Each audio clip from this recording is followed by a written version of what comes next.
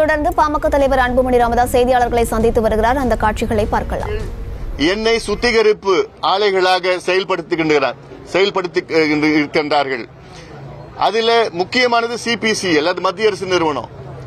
ஆனால் நானும் சிபிசிஎல் தான் இதற்கு காரணம்னு நாங்கள் சொல்ல வரல. அதுவும் ஒரு காரணமா இருக்கலாம். இதற்கு கண்டறிய ஓய்வு பெற்ற நீதிபதி தலைமையில் தமிழக அரசு ஒரு குழு உடனே அமைக்க வேண்டும். ஒரு ஆணையமோ குழுவோ அமைக்க வேண்டும். இல்ல உங்களால் அமைக்க முடியலன்னா சிபிஐ விசாரணை நடத்தணும். அந்த அளவுக்கு இது மிகப்பெரிய பிரச்சனையா நான் பார்க்கிறேன். ஏன்னா சில நிறுவனங்கள் வெள்ளங்காலத்துல அவங்க கிட்ட இருக்கிற கழிவை வேண்டுமென்றே அந்த வெள்ள தண்ணியில கலந்து விடுவார்கள்.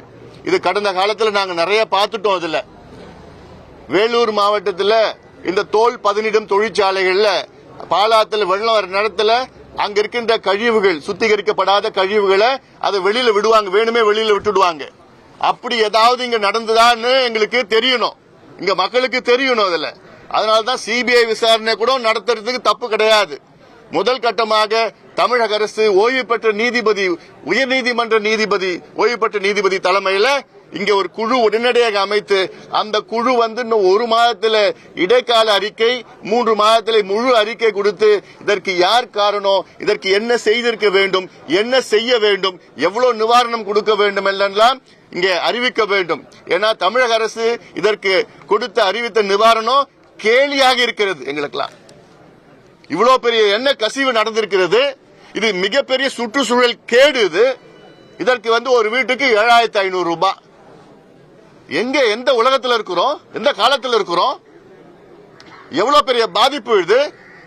இது மீனவர்களுக்கு மட்டும் கிடையாது, இங்க இருக்கின்ற மக்களுக்கு பாதிப்பு, விலங்குகளுக்கு பாதிப்பு, மீன்களுக்கு பாதிப்பு, சுற்றுச்சூழலுக்கு பாதிப்பு. இது ஒரு 5 பேர் ஒரு வீட்டில் இருக்கிறாங்கன்னா ஒவ்வொரு நபருக்கும் 1500 ரூபாய் இழப்பீடாது. அமெரிக்காவில் சமீபத்தில் இதே போன்ற ஒரு எண்ணெய் கசிவு நடந்தது பெரிய அளவில். அங்க அந்த கம்பெனிக்கு, அந்த நிறுவனத்திற்கு அங்க அமெரிக்கா நீதிமன்றம் எவ்வளவு தெரியுமா கொடுத்திருக்காங்க, அபராதம் கொடுத்திருக்காங்க? 1.25 லட்சம் கோடி ரூபாய் இழப்பீடு கொடுக்கணும். அந்த மக்களுக்கு இழப்பீடு கொடுக்கணும். 1.25 லட்சம் கோடி ரூபாய் அங்க தீர்ப்பு. சமீபத்தில் பாம்பேல அங்க இதே போன்ற எண்ணெய் கசிவு நடந்தது.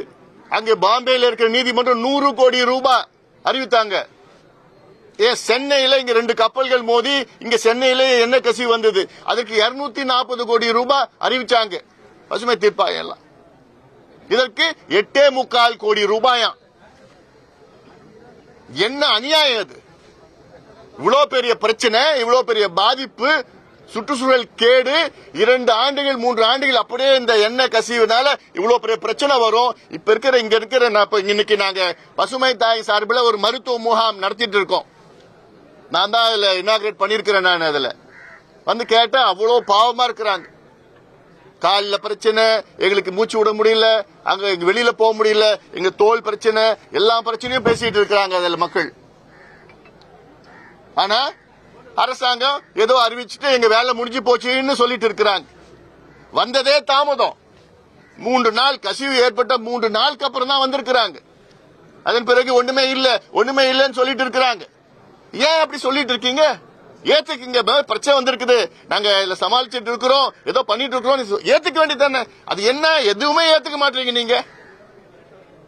ஏத்துக்கிறது தான், ஏதாவது நடந்ததுன்னா தவறை ஏத்துக்கிறது தான் நல்ல நிர்வாகத்துக்கு அழகு.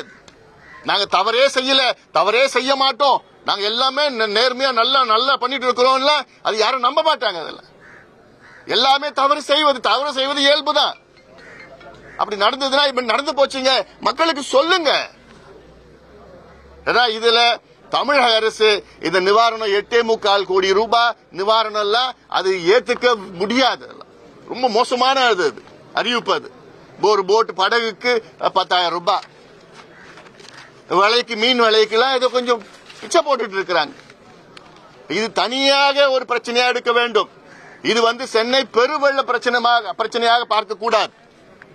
இது தனிப்பட்ட பிரச்சனை. எண்ணூர்ல இருக்கிற பிரச்சனை, எண்ணெய் கழிவு பிரச்சனை, எண்ணெய் கசிவு பிரச்சனை, தனிப்பட்ட பிரச்சனையா பார்க்க வேண்டும். இதற்கு தனியாக அணுகுமுறை இருக்கு. மாநில அரசு செய்ய வேண்டும், மத்திய அரசும் இதற்கு உதவ வேண்டும். செய்திகளை உடனுக்குடனும் துல்லியமாகவும் தெரிந்து கொள்ள சப்ஸ்கிரைப் பண்ணுங்க.